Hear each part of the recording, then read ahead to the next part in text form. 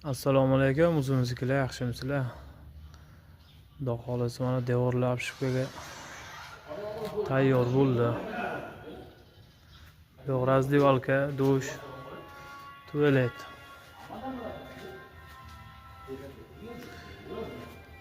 Endi oldiga akfel o'rnaydi.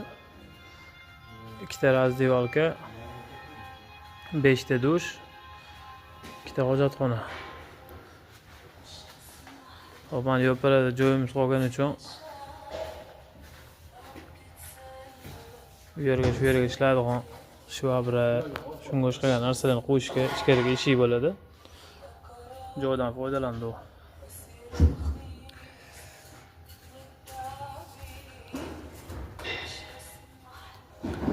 Xudo xohlasa shubhalarga plaslarni zakaz qilib qo'yganmiz. Shu kvadratli plas paneldan bo'ladi. Hali uni ham qo'yamiz, xudo xohlasa. Mana basseynimiz kattaligi 28 ga 12 metr. Devorlar tayyor. Yorug'lik tushib tursin deb 6 ta portichka ochdi.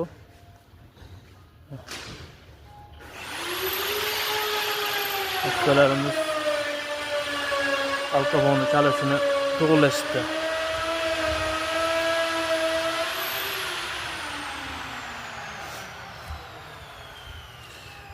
Basseynlarimizni filtrlari ham kelgan inshaalloh.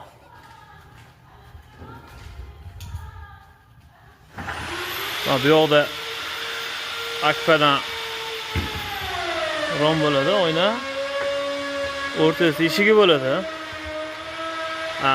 Akfachilarga oson bo'lsin deb ramkasini chiqarib tanlab qo'ydi. Bu yoq plas panellar yopishtiramizda, tepasidan gazon qo'yamiz.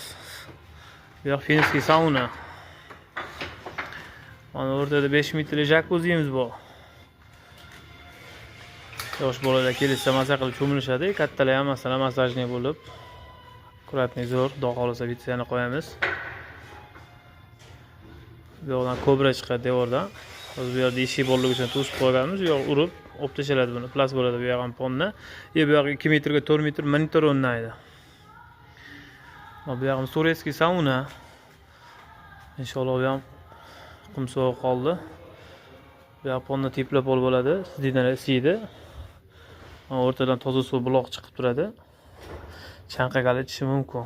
Bu yoqdan parageneratorimiz pari chiqib turadi. Hali bu yerlarga figuralar bo'ladi, 2 ta yon boshdan. Hali uni ham qo'yamiz bitsa.